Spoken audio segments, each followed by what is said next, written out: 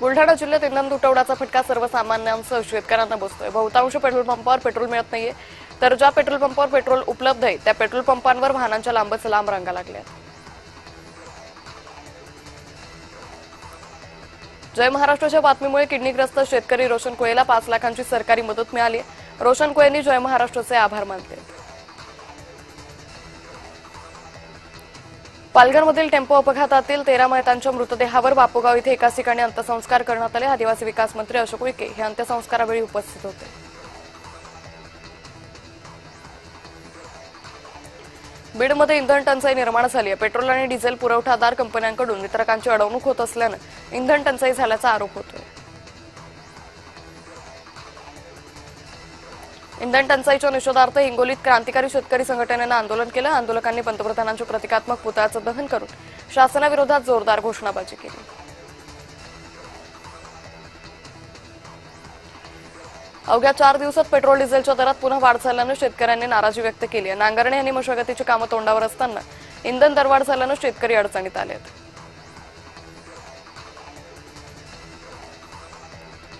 अमरावती शहरात वाहतूक नियमांबाबत जनजागृतीसाठी थेट यमराज रस्त्यावर उतरले। वाहतूक विभागाच्या या आगळ्या वेगळ्या मोहिमेला नागरिकांनीही चांगला प्रतिसाद दिला। वाढत्या उन्हामुळे जनावरांच्या दुग्धोत्पन्नात घट होते, यावर तोडगा म्हणून अहिल्यानगरमधील शेतकऱ्यांना गायींसाठी गोठ्यात पाण्याचे फवारे आणि पंख्यांची सोय केली आहे। सोबतच जनावरांना दिवसातून 3 ते 4 वेळा अंघोळ घालण्याची व्यवस्था केली आहे। चिखलीतील पेट्रोल पंपावर इंधन भरण्यावरून पेट्रोल पंपावर बराच गोंधळ उडाला। पोलिसांनी मध्यस्थी केल्यानंतर परिस्थिती नियंत्रणात आली।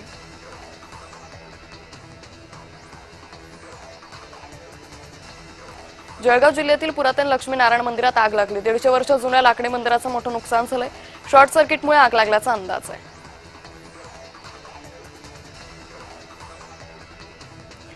गोंदियात मान्सूनपूर्व नालेसफाईला सुरुवात झाली आहे। नगर परिषदेनं मान्सूनपूर्व सफाई अभियानाला सुरुवात केली आहे। सफाई अभियान राबवून शहरातील मोठे नाले आधी साफ केले जात आहेत।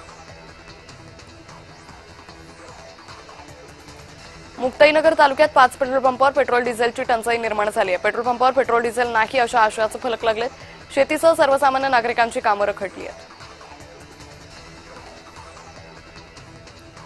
रायगडमधील पेण इथं वरेडी कोळीवाडा बंदरावर भीषण आग लागली। आगीत लाखो रुपयांचं साहित्य जळून खाक झालं।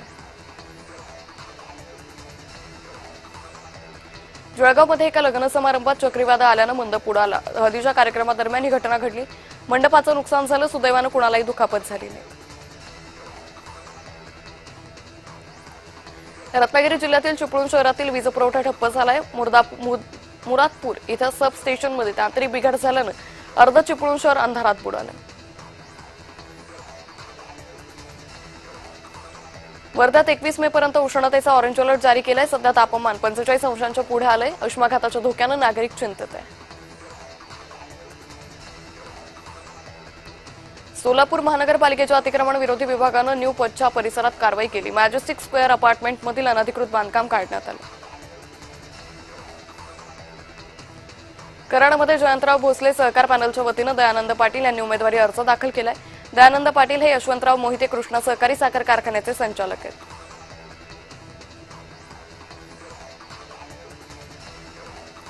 जळगावात इंधन तुटवडा निर्माण झाल्यानं अनेक पेट्रोल पंप बंद पडलेत। प्रशासनानं पूर्वसूचना द्यायला हवी होती असा संताप नागरिकांनी व्यक्त केलाय।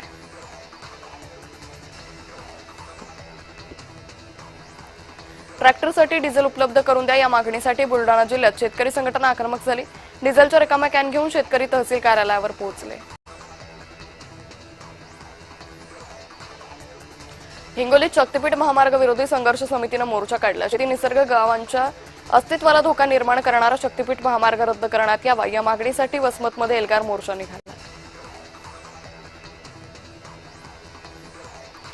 नागपूर, भंडारा आणि गडचिरोली जिल्ह्यात शेतीपीक नुकसानीसाठी मदत जाहीर झाली आहे। फेब्रुवारी 2026 मधील अवकाळी पावसामुळे पिकांचं नुकसान झालं होतं। बाधित शेतकऱ्यांना राज्य आपत्ती प्रतिसाद निधीतून आर्थिक मदत देण्यास मंजुरी मिळाली आहे।